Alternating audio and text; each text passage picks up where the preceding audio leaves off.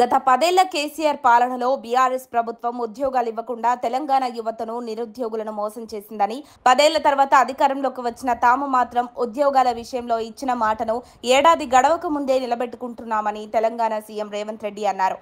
ఆదివారం హైదరాబాద్లోని శిల్పకళా వేదికలో కొలువుల పండుగ కార్యక్రమాన్ని నిర్వహించారు. వివిధ శాఖల్లో ఉద్యోగాలకు ఎంపికైన 1635 మందికి నిన్న సీఎం రేవంత్ రెడ్డి నియామక పత్రాలను అందజేశారు. ఈ సందర్భంగా ముఖ్యమంత్రి రేవంత్ రెడ్డి మాట్లాడుతూ, వివిధ శాఖలకు సంబంధించి నోటిఫికేషన్లు ఇచ్చిన ఆనాటి ప్రభుత్వం ఉద్యోగాలు ఇవ్వడాన్ని బాధ్యతగా భావించలేదన్నారు. ఉద్యోగాల కోసం నిరీక్షించి గత ప్రభుత్వంపై విశ్వాసం కోల్పోయే పరిస్థితి నిరుద్యోగ యువతకు వచ్చిందని చెప్పారు. గతంలో కాంగ్రెస్ ఆధ్వర్యంలో నిరుద్యోగ జంగ్ సైరన్ మోగించిన నాడు బీఆర్ఎస్ వాళ్ళ ఉద్యోగాలు ఊడితేనే మీకు ఉద్యోగాలు వస్తాయని నేను చెప్పానని సీఎం రేవంత్ రెడ్డి తాజాగా గుర్తు చేశారు. తన మాటపై నమ్మకం ఉంచి ప్రజలు కాంగ్రెస్ ను గెలిపించారని చెప్పారు. ప్రజా ప్రభుత్వం ఏర్పడగానే 90 రోజుల్లోనే తాము ప్రమాణ స్వీకారం చేసిన చోటే 30,000 మందికి ఉద్యోగ నియామక పత్రాలు అందించామన్నారు.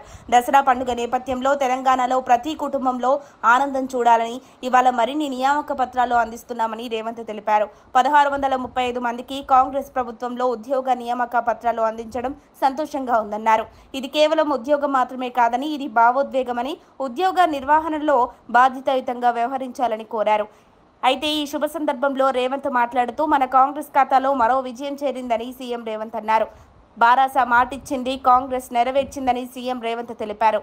ఇక ముందు మరిన్ని ఉద్యోగాలు కల్పిస్తామని నిరుద్యోగ యువతకు రేవంత్ హామీ ఇచ్చారు. మరిన్ని అప్డేట్స్ కోసం మా కాయ్ టీవీని సబ్స్క్రైబ్ చేసుకోండి.